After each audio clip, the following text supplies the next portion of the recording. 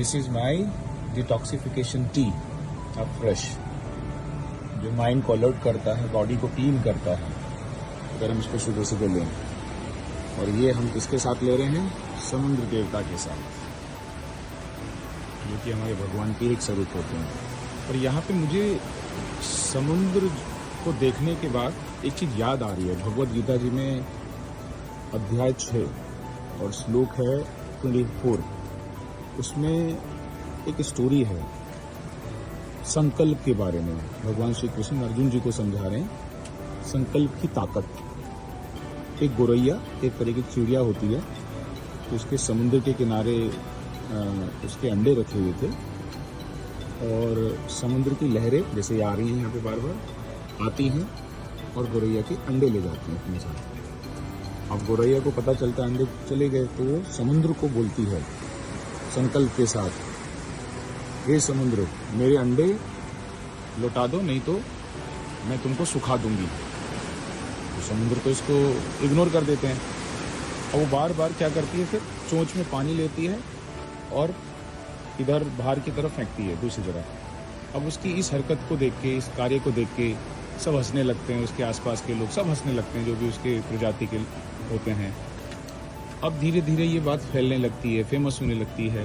ये भगवद गीता जी में लिखा है स्टोरी एग्जैक्टली। और ये बात फिर नारायण भगवान के जो वाहन हैं गरुड़ जी को पता चलती है। गरुड़ जी को चिड़िया की इस निष्ठा को देख के, इस संकल्प की ताकत को देख के दया आती है और वो क्या करते हैं, वो उस गोरैया से मिलने आते हैं और समुद्र देवता को जो है धमकी देते हैं, हे समुद्र गोरैया के अंडे लौटा दो, नहीं तो मुझे फिर बीच में आना पड़ेगा। अब आप जानते हैं गरुड़ जी तो महाशक्तिशाली हैं, कुछ भी कर सकते हैं।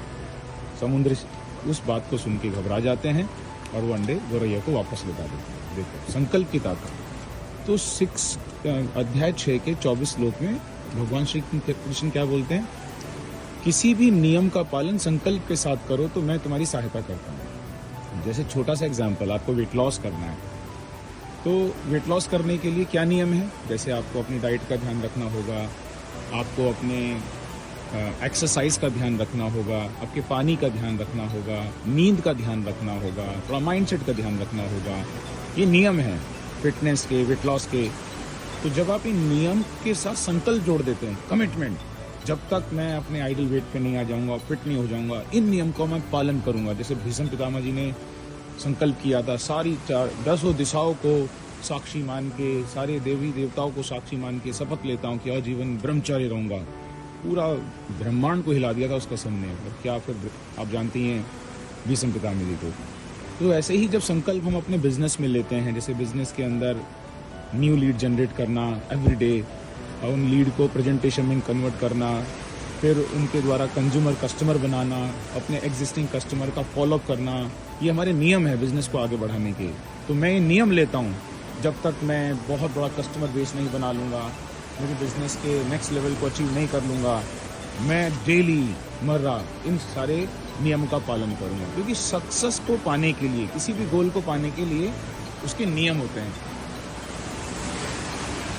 और उन नियम को हम आसानी से नहीं फॉलो कर पाते। पर जब उन नियम को हम संकल्प के साथ जोड़ देते हैं, संकल्प मतलब कमिटमेंट, पूरी निष्ठा के साथ, पूरी ईमानदारी के साथ, मैं ये संकल्प लेता हूँ इन नियमों का मैं पालन करूंगा। जैसे हम व्रत के पहले करते हैं, कोई व्रत का जब अनुष्ठान करते हैं, आज मैं जाने में करते हैं वैसा, आज मैं ये संकल्प लेता हूँ कि आज मैं खाने में ये नहीं खाऊंगा, अनाज नहीं खाऊंगा, नमक नहीं खाऊंगा, पूरा दिन पानी पे रहूंगा या फ्रूट्स पे रहूंगा। तो ये क्या है, आप कमिटमेंट लेते हैं, संकल्प लेते हैं, वो संकल्प की वजह से वो नियम फॉलो हो जाता है। अगर आप कैजुअली करेंगे तो आपको 2-4-5 घंटे में भूख लगने लगेगी और आप तोड़ दोगे।